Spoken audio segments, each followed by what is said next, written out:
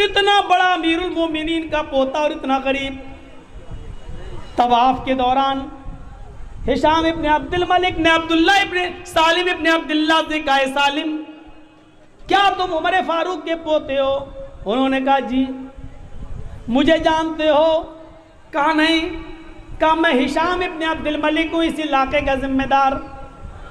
मैं चाहता हूं कि मैं तुम्हारी कुछ मदद करूं। तुम्हारी हालत मुझे देख के तरस आ गया है। इतनी बड़ी जमीन का मालिक हजरत उमर, 22 लाख मुरब्बा मील पर हुकूमत करने वाली शख्सियत, और उसका पोता अब्दुल्ला, उसका पोता सालिम। यह हाल है कि उसको एक एहराम में भी 20-20, 22-22 जोड़ लगे हुए हैं, पहनने के लिए एहराम भी नहीं। तुम जल्दी से तवाफ करो, जल्दी से नमाज पढ़ो और मेरे साथ चलो, मैं तुम्हें कुछ देता हूं बैतुल माल से। हजरत सालिम इब्ने अब्दुल्ला मुस्कुराते हैं और मुस्कुरा कर कहते हैं, नीला अस्तही मिनल्लाहि अन असला फी बैतिही गैरा। हिशाम, मैं इस वक्त खाने काबा में हूं, अल्लाह के घर में हूं, और अल्लाह के घर में होते हुए मुझे अल्लाह से शर्म आती है कि उसके घर में होते हुए मैं किसी गैर के सामने अपना दामन फैलाऊं, मैं किसी से भीख मांगूं, मुझे शर्म आती है अल्लाह से। हाय क्या जवाब दिया, मुझे शर्म आती है, अल्लाह के घर में हूं, अल्लाह से शर्म आती है कि उसके घर में होते हुए किसी गैर से मांगूं।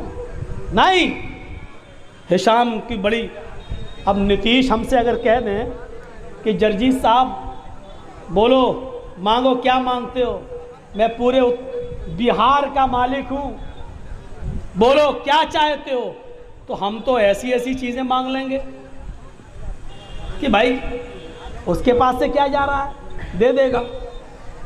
गौर करो सालिम इब्ने अब्दुल्ला ने क्या कहा, अल्लाह के घर में अल्लाह से शर्म आती है कि उसके घर में होते हुए किसी गैर से मांगो। तो कितनी बड़ी इंसल्ट हो गई। खाने काबा का तवाफ पूरा हो गया।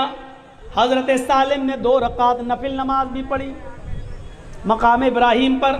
फिर दोनों हाथों को उठाया, रफा यदैहि लस्समा, दोनों हाथों को उठाकर उन्होंने अल्लाह से दुआ भी मांगी। हिशाम देख रहा है कि सालिम इब्ने अब्दुल्ला दुआ मांग रहे हैं।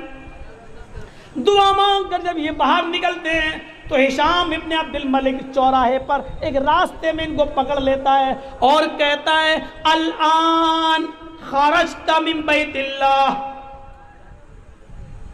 फस्अल।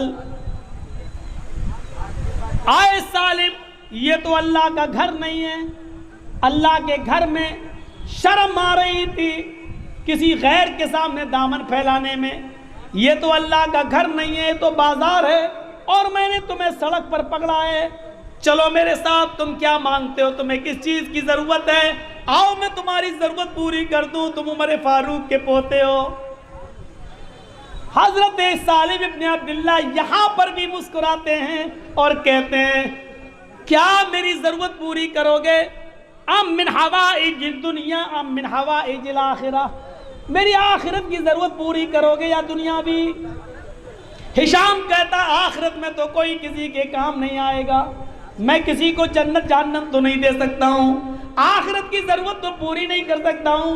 मैं मक्के का गवर्नर हूँ, मैं मक्के का मालिक हूँ, मैं मक्के का जिम्मेदार हूँ, इसलिए मैं तुम्हें कुछ देना चाहता हूँ। मैं तुम्हारी दुनियावी जरूरत पूरी कर सकता हूँ, सोना दे सकता हूँ, चांदी दे सकता हूँ, कपड़ा दे सकता हूँ, गल्ला दे सकता हूँ, अनाज दे सकता हूँ। तुम्हें दुनियावी जरूरत मैं तुम्हारी पूरी करने के लिए तैयार हूँ, बताओ तुम्हें किस चीज की जरूरत है?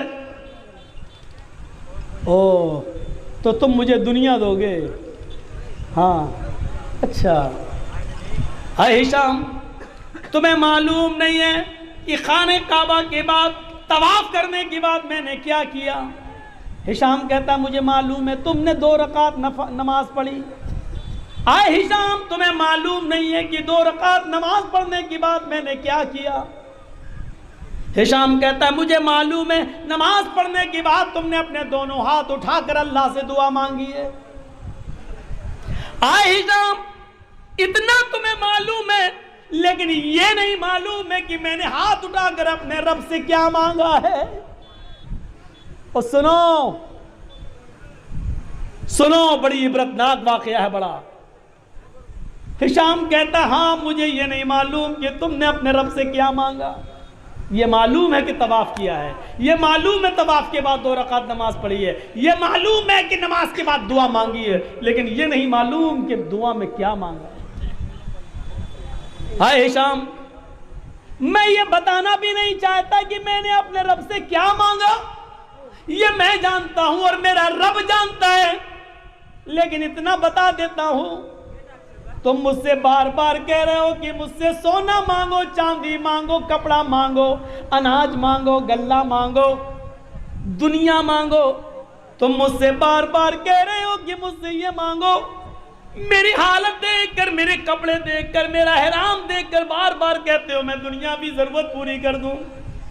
ऐ हिशाम, मैंने अपने रब से क्या मांगा ये तो मैं तुझे नहीं बताऊंगा, लेकिन तू बार बार दुनिया मांगने का सवाल कर रहा है, तो मैं इतना बता दूं कि जब मैंने अपने रब के सामने हाथ फैलाए और दोनों हाथ फैलाकर जब अपने रब से दुआ मांग रहा था, तो मां साल तो दुनिया मयम लिखुहा फकैफा सलुहा मल्ला यमलिकुहा। तो जब मैं अपने हाथ फैलाकर अल्लाह से दुआ मांग रहा था तो दुनिया तो मैंने उससे भी नहीं मांगी। मां साल तो दुनिया मयम लिखुहा, सोना तो मैंने उससे भी नहीं मांगा, चांदी तो मैंने उससे भी नहीं मांगी, दौलत तो मैंने उससे भी नहीं मांगी, गल्ला और अनाज तो मैंने उससे भी नहीं मांगा। जो दुनिया का मालिक है, ये दुनिया तो बार बार मुझसे कह रहा मांगो, अरे दुनिया तो मैंने उससे भी नहीं मांगी जो दुनिया का मालिक है। फकैफा सलुहा मल्ला यमलिकुहा, तो मैं उससे दुनिया कैसे मांगू जो आज मरा और कल ये दुनिया दूसरे के हाथ में चली जाएगी। तू इसका मालिक नहीं है, खाली हाथ आया था और खाली हाथ जाएगा। जब दुनिया का कुछ हिस्सा है ही नहीं तेरा, तो मैं तुझसे क्या मांगू। चल, नहीं मांगता, मुझे मेरे हाल पे छोड़ दे। गौर कीजिए, ऐसे लोग गुजरे इस दुनिया में, हक बात बड़े बड़े लोगों के सामने कह दिया करते थे। अल्लाह के नबी ने भी तो यही कहा था, ये काफिर सूरज उखाड़ के लाए मेरे दाहिने हाथ पे ला के रख दें, चांद तोड़ कर लाए और बाएं हाथ पे ला के रख दें, ऐसा कर नहीं सकते, लेकिन ऐसा कर भी डाले, दाएं और बाएं हाथ पे लाकर रख दें, ये तो मुमकिन है। लेकिन मैं हक कहने से रुक जाऊं और दावत हक से चूक जाऊं या छोड़ बैठूं, ये मुमकिन नहीं है। अरे मेरे चाचा ने बुलाया था ना अबू तालिब ने, बेटे ये तुम्हें मार डालेंगे, कत्ल कर देंगे, छोड़ दो इनको, इनके हाल पर तुम दावत और तबलीग मत करो। तो क्या कहा था चाचा जान, आप प्रेशर बना रहे मेरे ऊपर, मेरे बेटे मेरे ऊपर इतना बोझ मत डालो कि मैं बर्दाश्त न कर सकूं।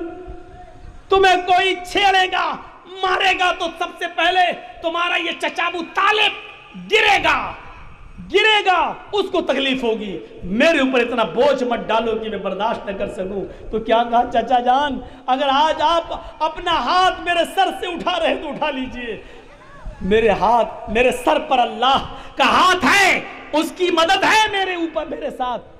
चचा, अगर ये काफिरीन मक्का सूरज लाए 9 करोड़ 30 लाख मील की बुलंदी पर, लेकिन ये ले आए चांद 2,40,000 मील की ऊंचाई पर, ये ले आए, दाएं और बाएं हाथ पर लाकर रख दें, ये तो करना इनके लिए मुमकिन है, लेकिन मैं बाज आ जाऊं ये मुमकिन नहीं है। यानी अल्फाज दीगर, सुई के सुराख से ऊंट दाखिल नहीं हो सकता, लेकिन अगर ऊंट दाखिल हो जाए ये तो मुमकिन है, ये तो हो सकता है, लेकिन मैं अल्लाह की दावत छोड़ दूं और दीन हक से बाज आ जाऊं ये मुमकिन नहीं है। मैं नहीं छोड़ सकता, मैं ऐसा नहीं कर सकता।